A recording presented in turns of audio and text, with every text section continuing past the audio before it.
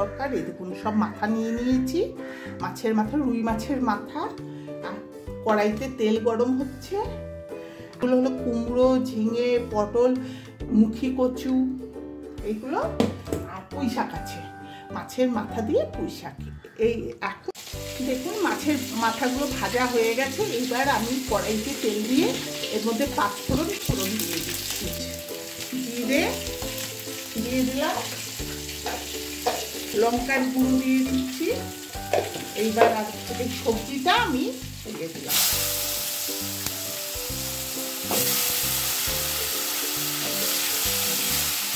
সবজিটা দিয়ে দিলাম।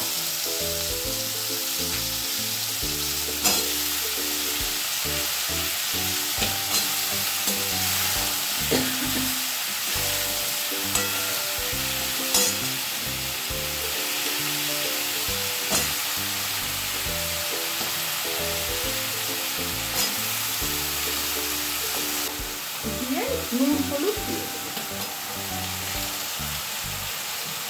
এই পুঁই শাকটা দিয়ে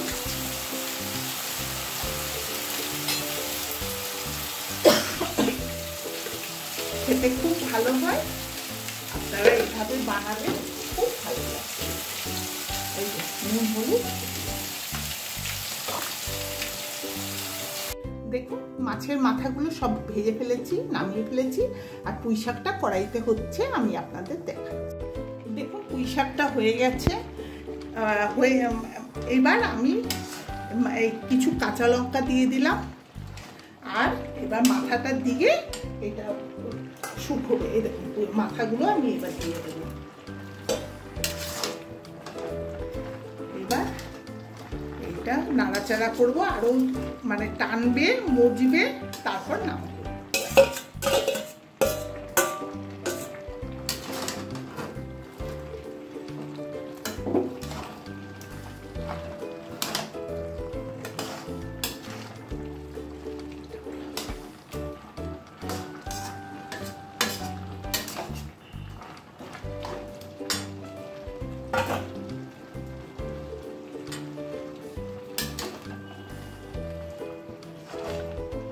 আপনারা এইভাবে বানাবেন, খুব ভালো খেতে হয়।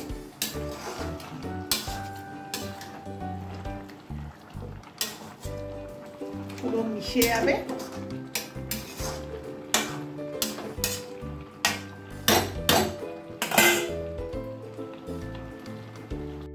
দেখুন পুঁই শাকটা হয়ে গেছে, মাছের মাথাগুলো সব এর সাথে মিশে গেছে। আমি সব মাছের মাথাগুলোকে এর সাথে মিশিয়ে দিয়েছি। আমার কমপ্লিট মাছের মাথা দিয়ে পুঁই শাক। আপনারাও এরকম বানাবেন, খুব ভালো লাগে খেতে। একটু মিষ্টি দেবেন, আমিও এতে মিষ্টি দিয়েছি। খুব ভালো লাগে, কোনো ঝামেলাই নেই।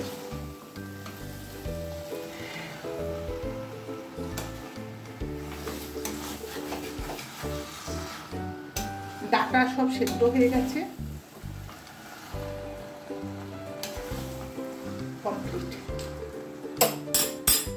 রাখি তাহলে, নমস্কার।